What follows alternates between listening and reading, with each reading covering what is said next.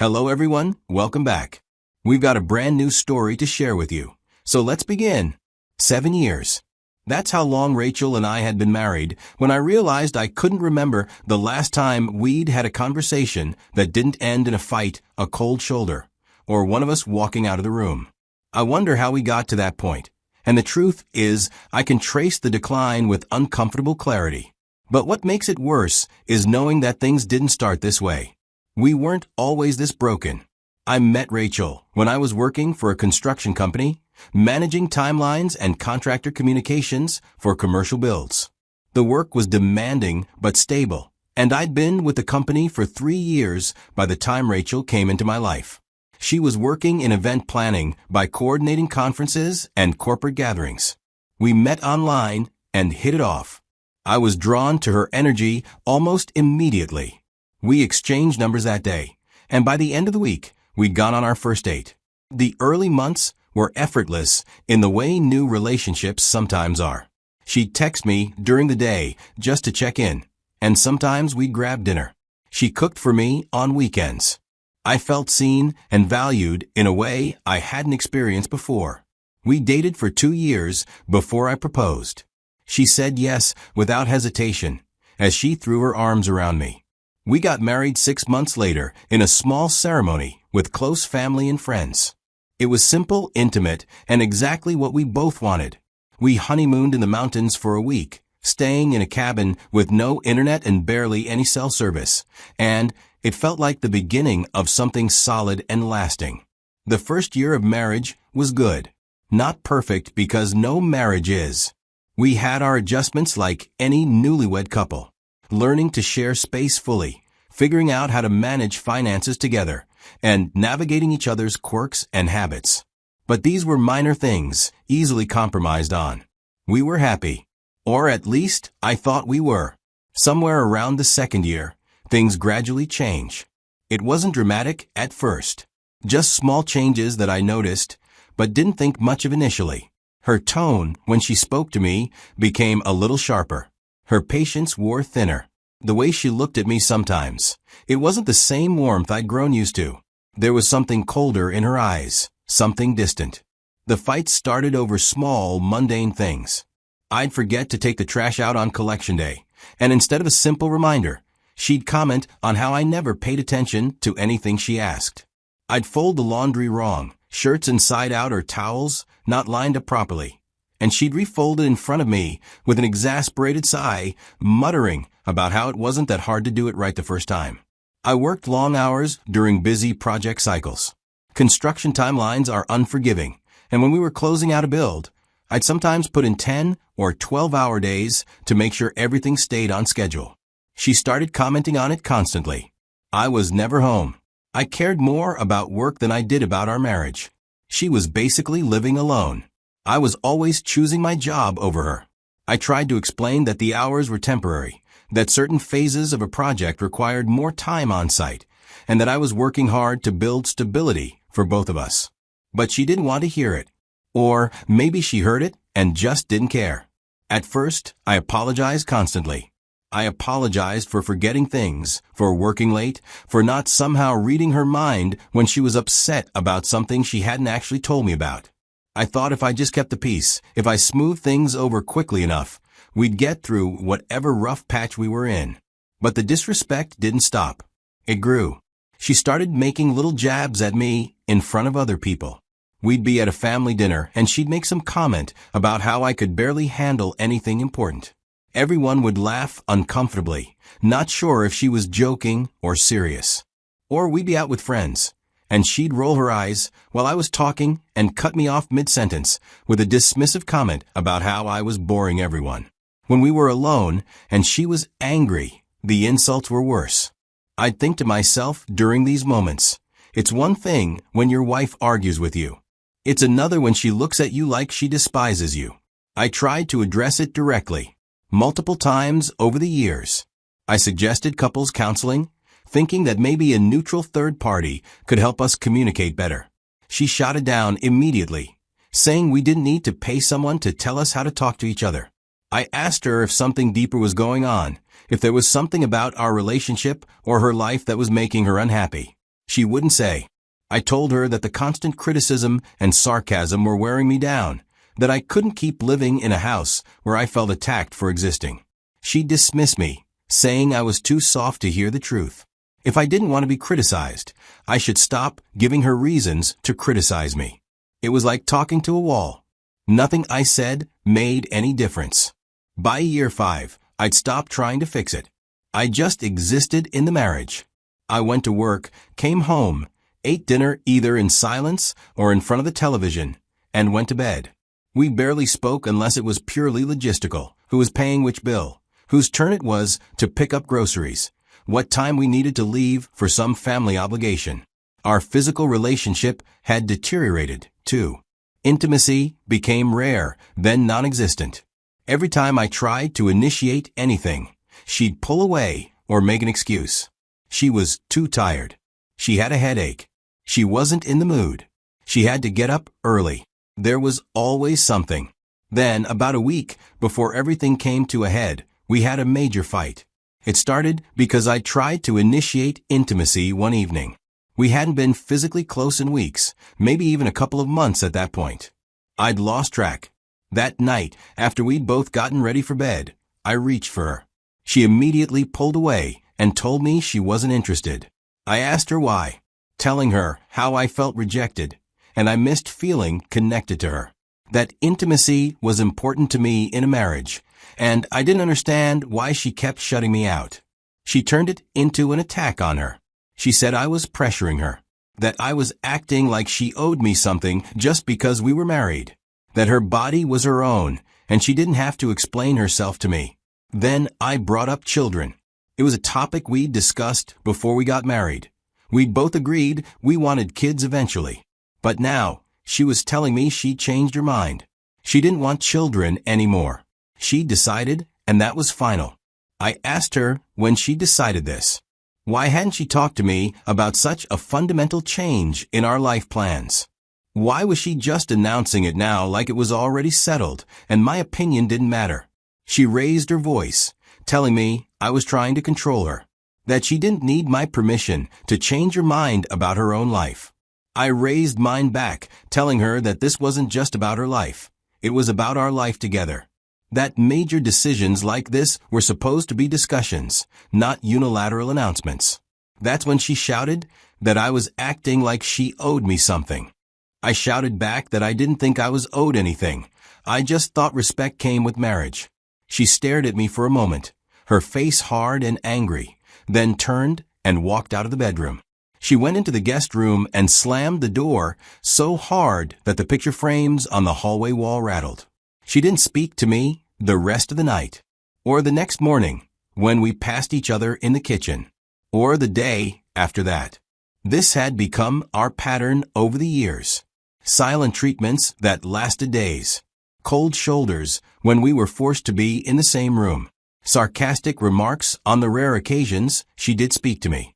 I was exhausted, emotionally drained. I felt like a stranger in my own home, walking on eggshells around someone who was supposed to be my partner. Then came Friday, a few days after that fight. I worked late that day, finishing up some paperwork and coordinating with a contractor about a Monday morning start for the next phase of a project. I left the office around 7:30, which was later than I'd planned, but not unreasonably so. I sent Rachel a text, letting her know I was heading home. Rachel always got home before me. Her job had more predictable hours, and she was usually back by 6 at the latest. Even during our worst periods, she maintained that schedule. When I pulled into the driveway a little after 8, the house was completely dark. No lights on inside. No car in the driveway. I felt a flicker of concern as I got out of my car and walked to the front door. I unlocked it and stepped inside, flipping on the lights in the entryway and living room. The house was empty, silent. I checked my phone. No text from her. No missed calls. I called her number. It rang 5 times and went to voicemail. I didn't leave a message. I called again immediately. Same result. The concern started shifting into something else, a mix of worry and frustration. It wasn't like her to just disappear without saying anything. We might not have been talking much or getting along, but I usually know her whereabouts. I called a third time, then a fourth. By the sixth call, I was pacing between the living room and kitchen, my stomach tight with unease. By the 10th call, I was genuinely worried. I tried her sister's number. The phone rang and rang. No answer. I called her best friend, Diane. She picked up on the third ring, her voice slightly confused when she answered.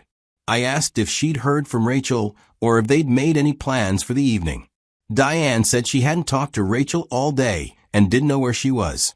I thanked her and hung up, then stood in the middle of the living room staring at my phone. Part of me was genuinely worried about her safety. What if she'd been in a car accident? What if something had happened and she couldn't call for help? What if she was hurt somewhere? But another part of me, a part one didn't really want to acknowledge, wondered if she was just ignoring me deliberately. If this was another move in whatever silent war we'd been fighting for months. Another way to punish me for some perceived offense I wasn't even aware of. Over an hour passed. I'd stopped calling after the 10th attempt, not wanting to seem desperate or controlling if she was checking her phone and just choosing not to answer. Still nothing. No text. No call. No explanation. Then, finally, a little after 9:30, my phone buzzed with an incoming message. It was from Rachel. The message read, "I'm not your property. I'll be late. Don't call." I read it once. Then I read it again. Not because I didn't understand the words, but because I couldn't quite believe that was what she'd chosen to send after I'd spent over an hour worried about whether she was safe. Not an apology for worrying me. Not an explanation of where she was or why she hadn't responded to any of my calls. Not even a simple reassurance that she was fine. Just a cold, dismissive message that sounded more like something you'd send to an overbearing parent than to your husband. I stood there in the middle of the living room, staring at my phone screen, and every single bottled-up memory of disrespect came flooding back all at once.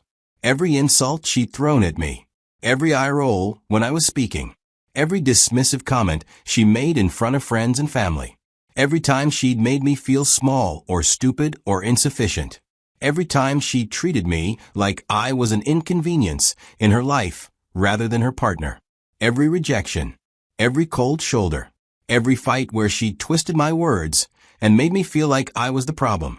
I didn't want to do this anymore. I didn't want to live like this anymore. I didn't want to spend another day walking on eggshells around someone who clearly had no respect for me.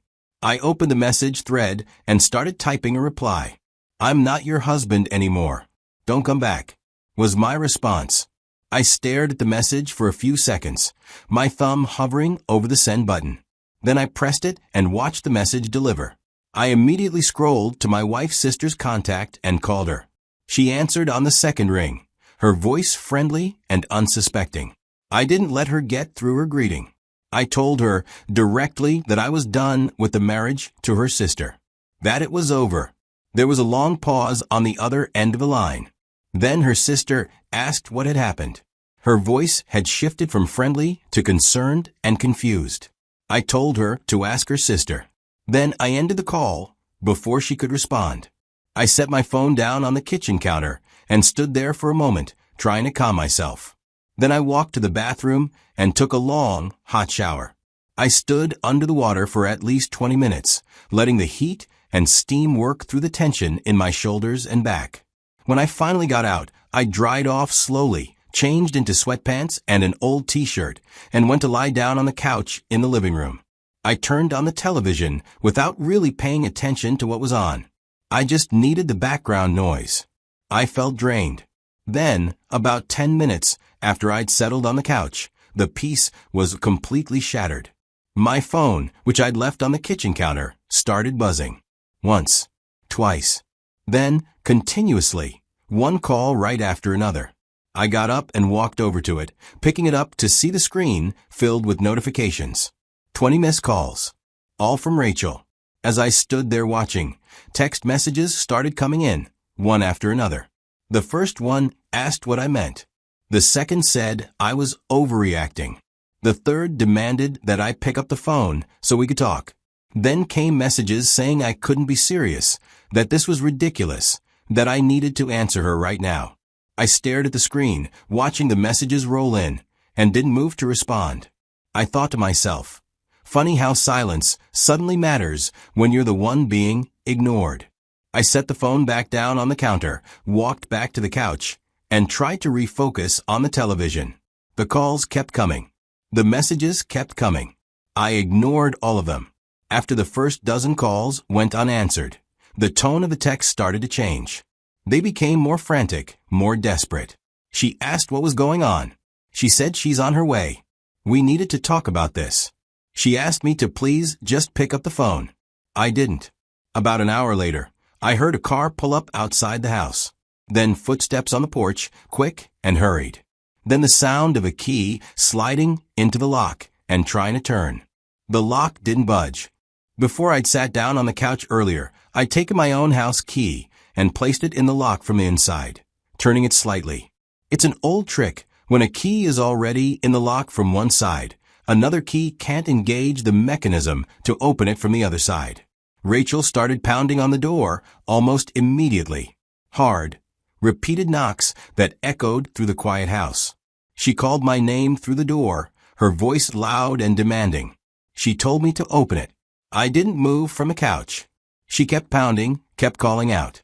She said she didn't mean the text the way it sounded. She said she just needed space and didn't appreciate being called 10 times. I stood up slowly, walked to the front door, and spoke through it without opening it. I told her that space was exactly what she'd asked for.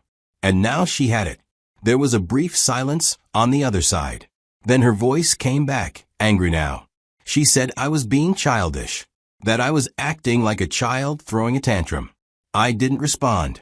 Then she said that if I didn't open the door right now, she was going to call the police.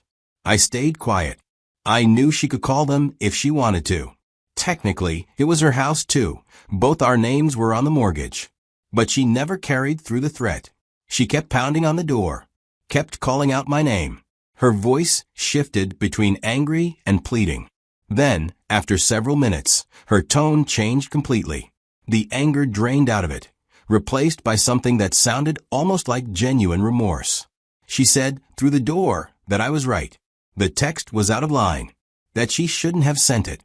She asked if we could please just talk about this like adults. I stood there for a long moment, weighing my options. Then I reached over and turned the key, unlocking the door. I pulled it open. Rachel stood on the porch, her face flushed, her hair slightly disheveled because she had been running her hands through it. She looked genuinely shaken. She stepped inside quickly, as if afraid I might close the door again if she didn't move fast enough. Before I could say anything, she started talking. She said she'd only sent that text because she was still angry about the fight we'd had earlier in the week. She wanted me to feel what it was like to be ignored and dismissed. She wanted to get back at me, to make me understand how she felt. But she admitted she'd gone too far. She'd crossed a line, and she knew it. I didn't say anything. I just stood there, arms crossed, looking at her. She kept talking, filling the silence. She said she knew things had been bad between us. She said she knew she'd been difficult, and that I'd been trying to fix things. She asked me to please talk to her. I shook my head slowly. I told her I didn't want to talk. I wanted to end this. Her face crumpled. She said I didn't mean that. I couldn't mean that. I told her I did, then turned away from her and walked back toward the living room. She followed me, saying she'd do whatever it took. I just couldn't give up on us. I sat back down on the couch and stared at the television, without responding to her. She stood in the doorway between the entryway and living room for a long time, just watching me. Then, eventually, she wiped her eyes and went upstairs to the bedroom. Neither of us slept much that night. I stayed in the guest room. She stayed in the bedroom. The house was completely silent except for the occasional creak of floorboards above me. The next morning, I woke up to the sound of a car pulling into the driveway. I sat up, disoriented and stiff from sleeping late. I looked at my phone. It was a little after 9. I heard car doors closing, then footsteps on the porch, then knocking. I got up and opened the door to find my wife's sister standing there with her husband. My wife's sister's face was a mixture of concern and frustration. She asked if we could come in to talk. I stepped aside and let them in. Rachel was already coming down the stairs. She must have heard the car too. We all moved into the living room and sat down. Rachel's sister and her husband took the love seat. Rachel sat in the armchair. I sat back down on the couch. Rachel's sister asked what was going on. She said Rachel had called her late last night, crying and barely coherent, saying I wanted a divorce. She wanted to hear my side. So I explained, factually laying out what had been happening for years. I told them about the constant disrespect, the insults, both private and public, the way she'd criticize everything I did, the way she dismissed every attempt I'd made to address our problems or suggest counseling, the way she'd shut me out physically and emotionally. I told them about the fight earlier in the week, about how she'd unilaterally decided she didn't want children anymore without discussing it with me, even though we'd agreed before marriage that kids were part of our future, about how she'd accused me of trying to control her when I simply asked why she hadn't talked to me about such a major life decision. I told them about last night, about how I'd come home to an empty house and called her 10 times with no answer, genuinely worried that something had happened to her, about the text she'd finally sent, accusing me of treating her like property and ordering me not to call her. I told them that her response to my concern for her safety was the final straw, that after years of being disrespected and dismissed, I had had enough. Rachel's sister and her husband listened quietly throughout. When I finished, they both sat in silence for a moment. Rachel's sister's husband spoke first. He said he hadn't realized things had gotten this bad. That from the outside, they'd seemed like a normal couple with normal problems. Rachel's sister turned to Rachel. She asked if what I'd said was true, if she'd really been treating me the way I'd described. Rachel didn't answer immediately. She stared at her hands in her lap. Then, slowly, she nodded. She said she didn't fully realize how bad it had gotten. She'd felt angry all the time for reasons she couldn't entirely explain, and she'd taken out on me. Rachel's sister and her husband exchanged a look. There was something in that look, some unspoken communication between them. Then Rachel's sister's husband asked if we'd be willing to try counseling before making any final decisions about the marriage. He said that sometimes having a professional help facilitate communication could make a real difference. I was quiet for a long time.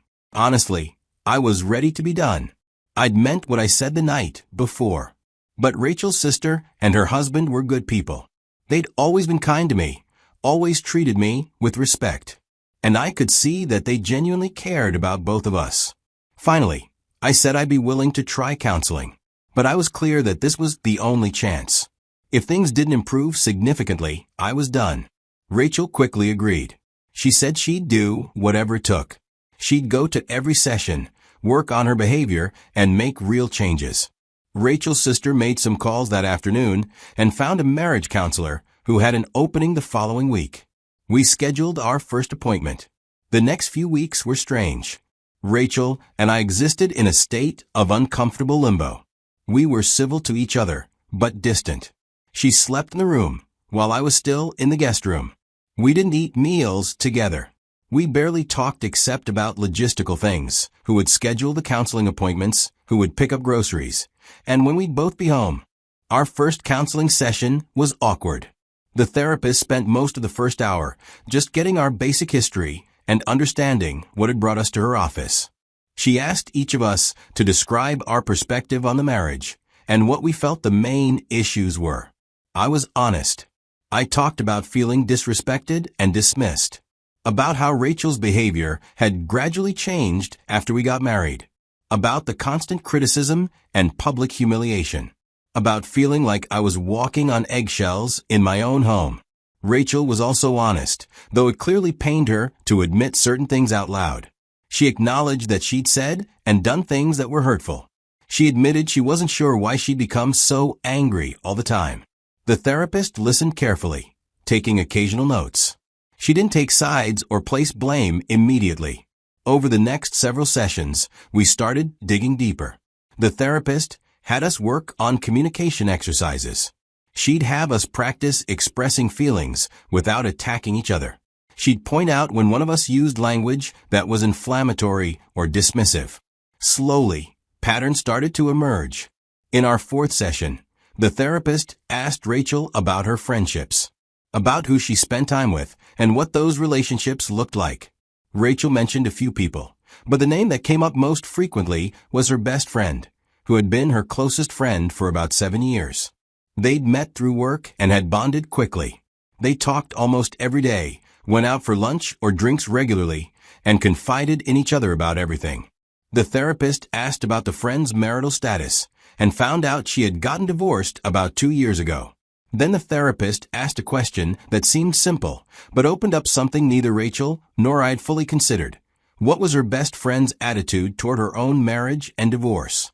Rachel hesitated before answering. She said her best friend had been very bitter about her divorce, that her ex-husband had been controlling and demanding, that her best friend felt like she'd lost herself in the marriage and was only now reclaiming her independence. The therapist nodded slowly, then asked what kinds of things Rachel's best friend talked about regarding marriage in general. Rachel shifted uncomfortably in her seat.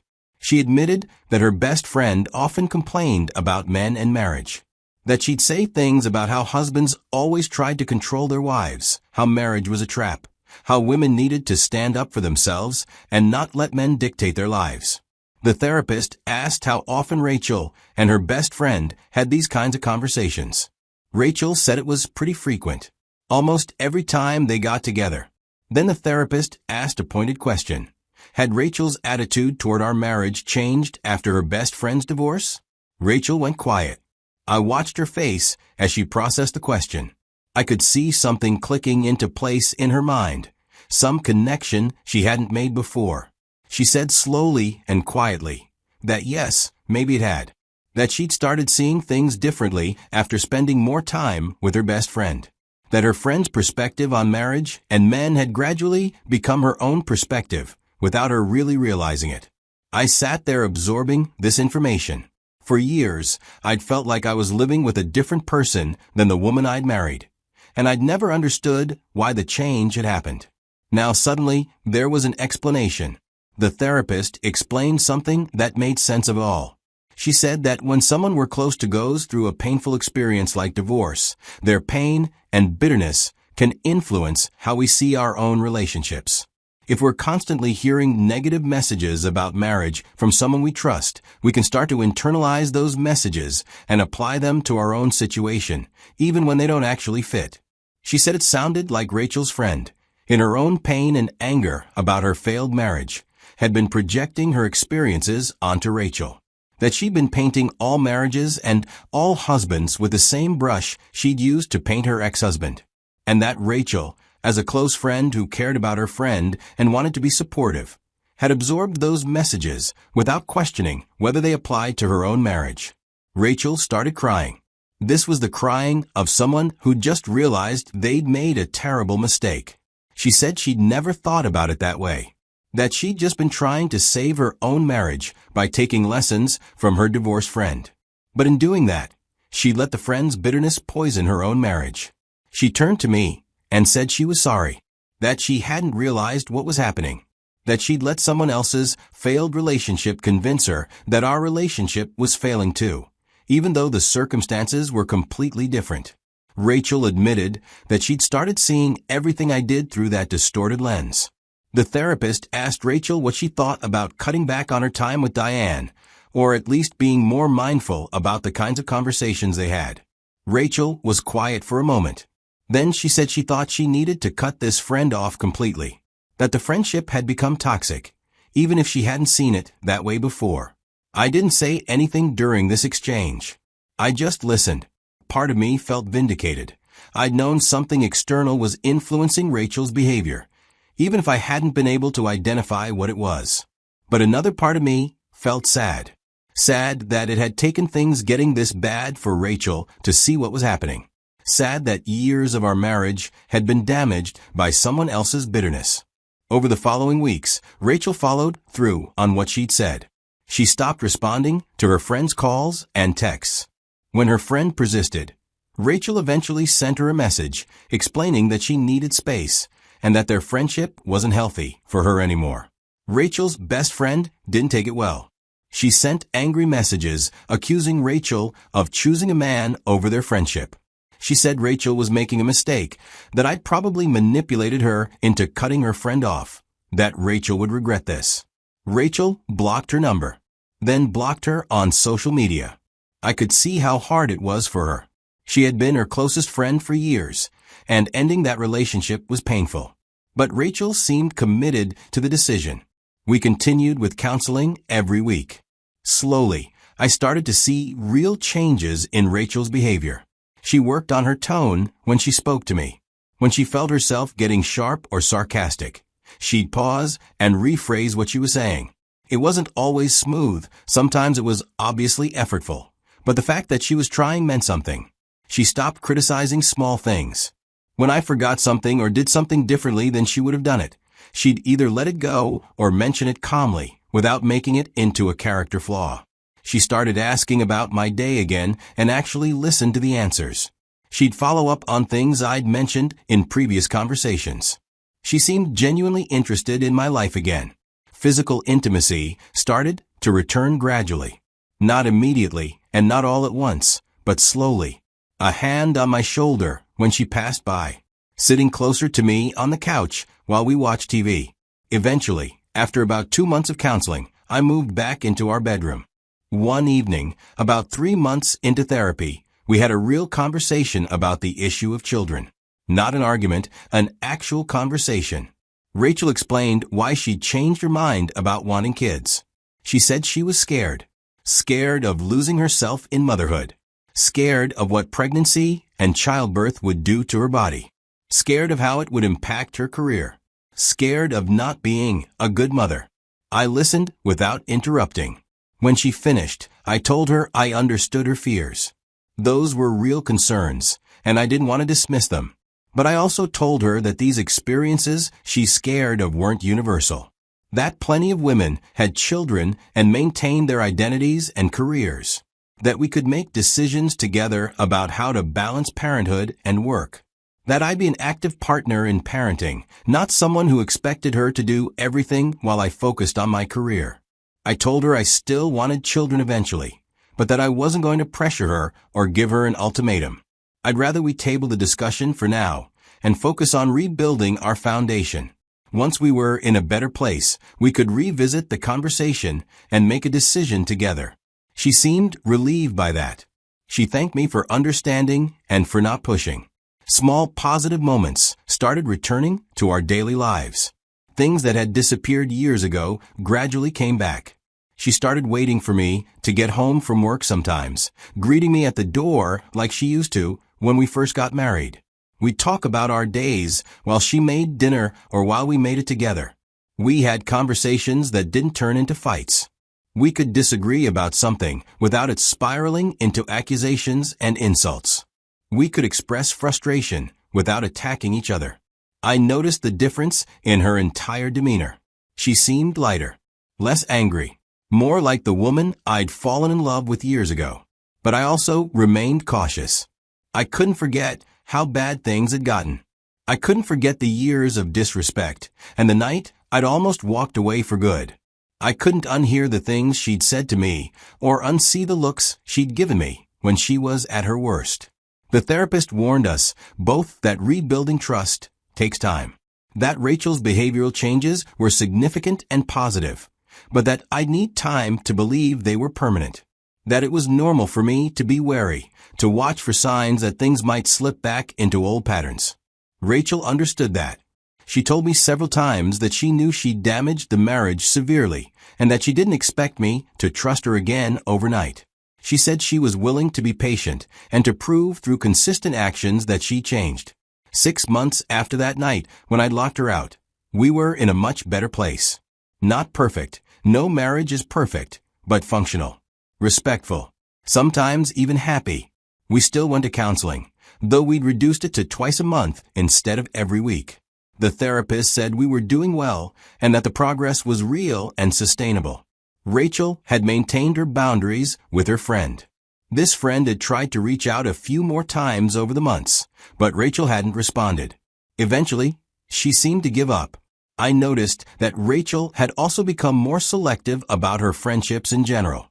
She'd pulled back from a couple of other friends who had similar attitudes to the friend she cut off. She started spending more time with friends who had healthy relationships. Rachel's sister became someone she talked to more frequently. The changes in who she surrounded herself with seemed to reinforce the changes in her behavior. She wasn't hearing constant negative messages about marriage anymore. She wasn't being encouraged to see every request or concern from me as an attempt to control her. But despite all the improvements, I maintained a firm boundary in my own mind.